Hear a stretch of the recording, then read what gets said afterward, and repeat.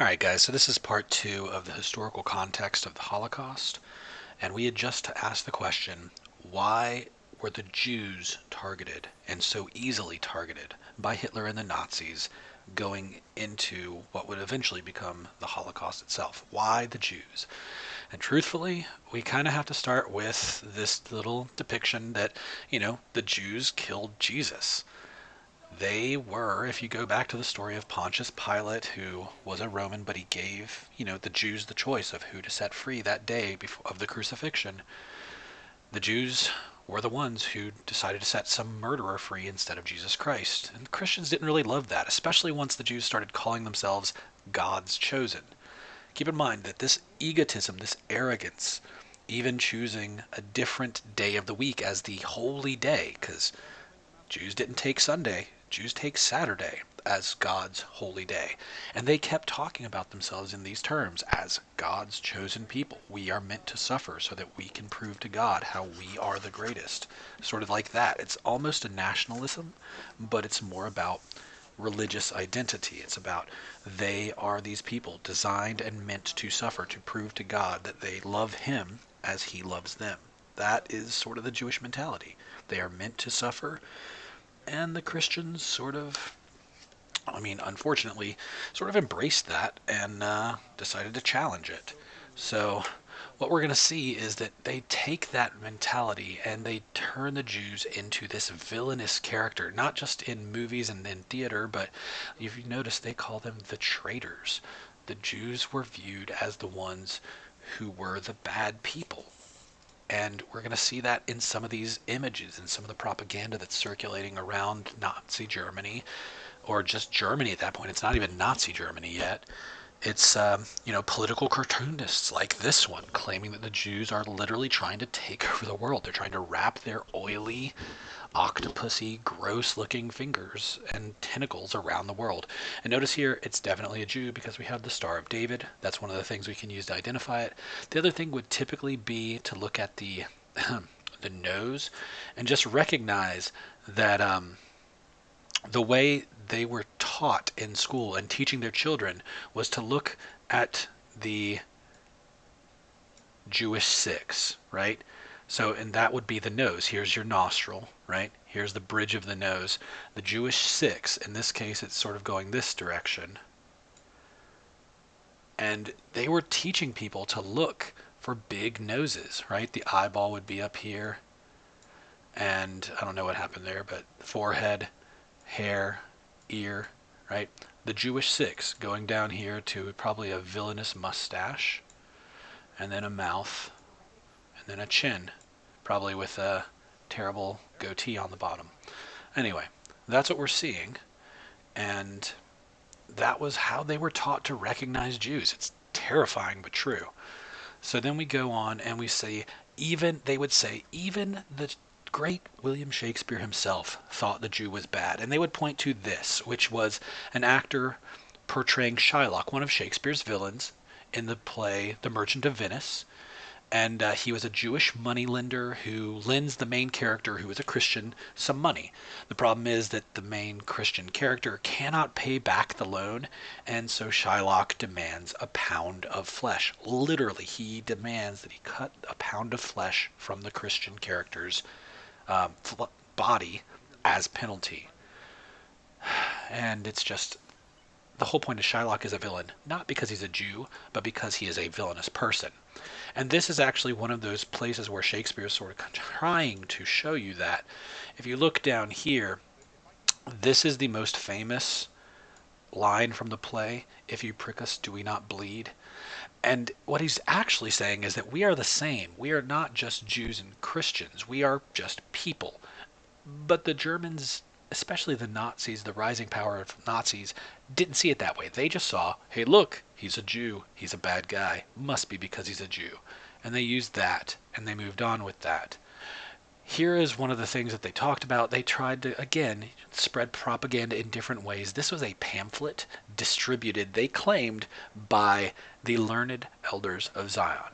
Apparently there's this council of older Jews who get together and meet in an attempt to, and I'm not making this up, plan how they're going to overthrow the world. We're talking like Pinky and the Brain levels of planning here.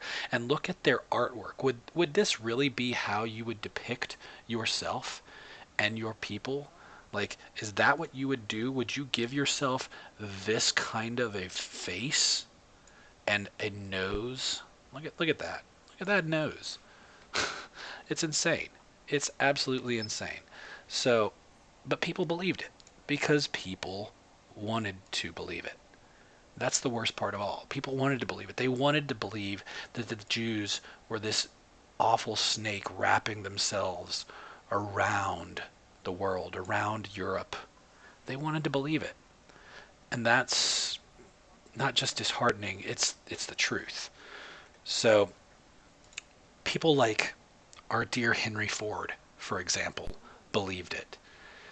And he was a famous anti-Semitic. Even though he was an American, he was anti-Semitic. He believed that no matter what, the Jews were evil. They deserved what they got. He published it in his article. It was really just unflattering stuff. He published articles talking about how the Jews were to blame. And in the end, when that was proven, when the learned elders of the Council of Zion were proven not to be a true source, he printed a redaction saying, "I'm sorry to have used an invalid source," not being sorry about what he said, just that his source was wrong. That's the kind of level that we're dealing with here, of hatred from a lot of people.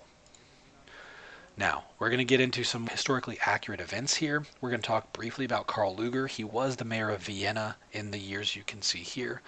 And this is what Hitler had to say of him. He said, "Had Dr. Karl Lueger lived in Germany, he would have ranked among the great minds of our people." Now, what would have caused that kind of reaction from Hitler? Simple. Karl Lueger put into law that it was okay to punish and be against Jews. Anti-Jewish sentiment rose under Dr. Karl Lueger because he said it was not only legal to segregate and to hold against and to discriminate against Jews, he said it was illegal not to. And that was sort of the starting point.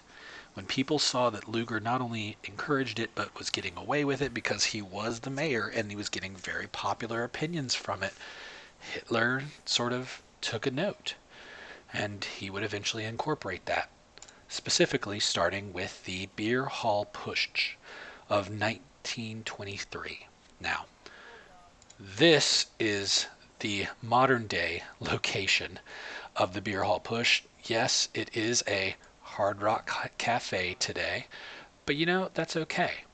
What we're seeing is that the Beer Hall Putsch itself was a meeting of the Nazi Party. You might see in the background here, there's masked by this stranger's face over here, right beside this other face that we might recognize. There was a swastika. And what we'll see is the swastika was already really a symbol, but the Nazis sort of commandeered it, took it for their own, and it was previously a symbol of peace, but instead the Nazis turned it into a symbol of hate, sad as that it may be. And what happened on the Beer Hall Putsch is that the government found out about this meeting of people who were dissidents at the time. The Nazi Party was an upstart party. They didn't really have much going on, but they decided that it was time to change the government. They wanted to run for political office. They wanted to make things better, make Germany great again, and they were going to try and take it. The government found out. The government came in. And there was a big fight, and many of them were arrested, but 16 of them died. 16 of the Nazis died in that moment. Now, this is from the 1935 march in honor of those dead. So I sort of jumped ahead here in time, but I wanted you to see what happened as a result of the Beer Hall Putsch. They were viewed as martyrs. And we'll come back and talk about what happened after that beer hall push in the next video.